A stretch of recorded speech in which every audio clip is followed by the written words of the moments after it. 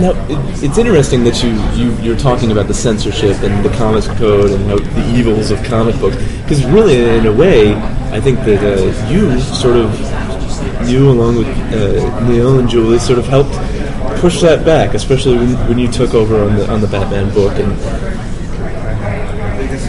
do you feel that you had how do you look back?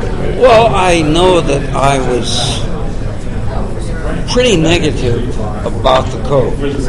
Not that there was a set of rules. I think even then I was realist enough to know that there will always be a set of rules. But the code was vague. You couldn't tell exactly what was forbidden and what wasn't, and it seemed to change depending on who was, wielding the blue pencil. With one of our books, one of the Green Lantern and Green Arrow books, there was a provision in the code that you are not supposed to show in detail how a crime is committed. So there was a shot of Green Arrow's ward shooting himself up. Well, technically, I guess that was a detailed instruction on how to get high on heroin. Kind of hard for me to believe this junkie would have to go to a comic book to figure it out. So Neil had to record what happens, below the border. But we had him on the cover doing it perfectly okay.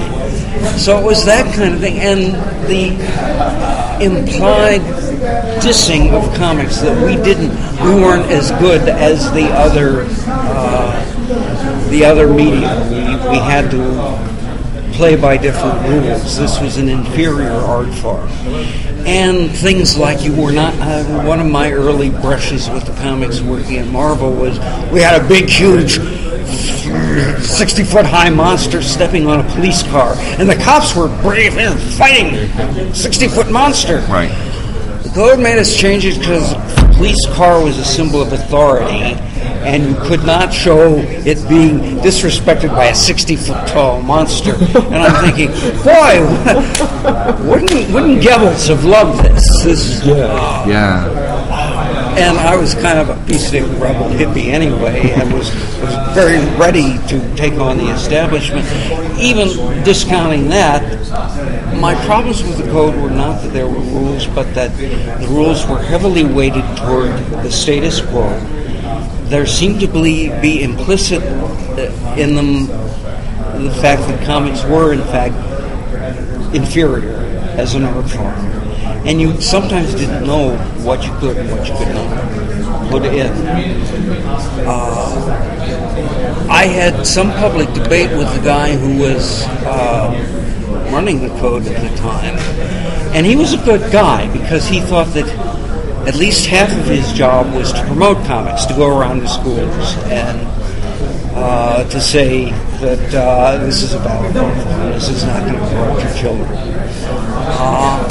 But I don't know that all of the people in that position, he was the only one I really got to know. But it was almost like they believed the ridiculous accusations that came out of the Kiefer hearings. And I'm sure you all know the story that the code was formed when, following that debacle in Lower Manhattan, the industry leaders got together, and one of them, Max Gaines, said, "Oh, this is we can find counter testimony." He just went off and made one of his comic books into one of the most successful magazines ever published, and something I think was a tremendous source of social benefit for the time. But the others kind of caved in, and okay, we're sorry, we're evil. Oh, gee, we'll reform. Well, it's not that there weren't any spicy, violent comics back then. Right. But they were really, DC Comics, and as far as I could tell, most of the Marvel, they were squeaky clean from the very beginning.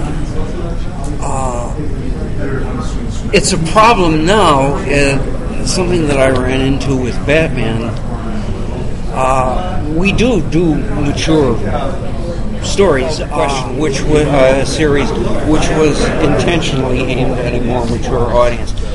I have a very sophisticated kid, grew up in Greenwich Village. I mean, he saw, by the time he was 5, he saw 15 times what his St. Louis cousins saw by the time they were 15. And I would not have wanted him to read one of those stories. I think it might have disturbed him.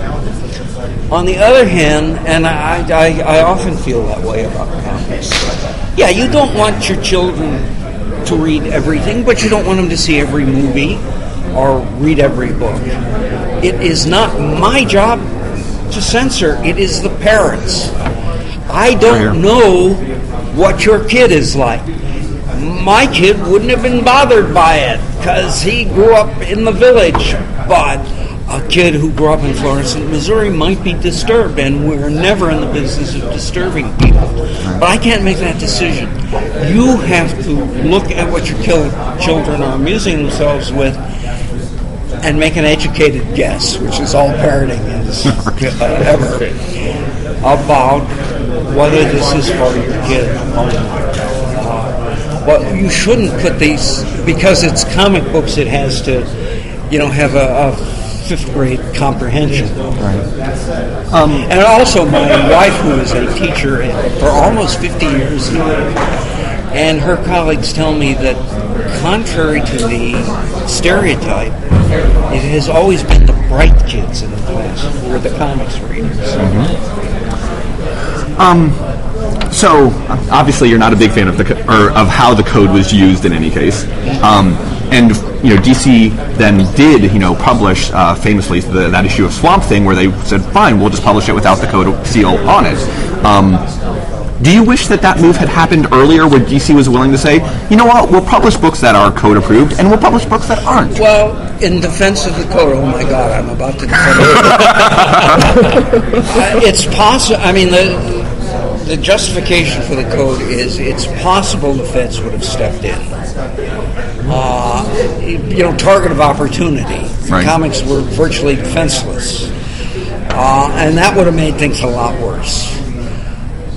So my gripe, as I said, was not that there are rules, but I have to know what they are.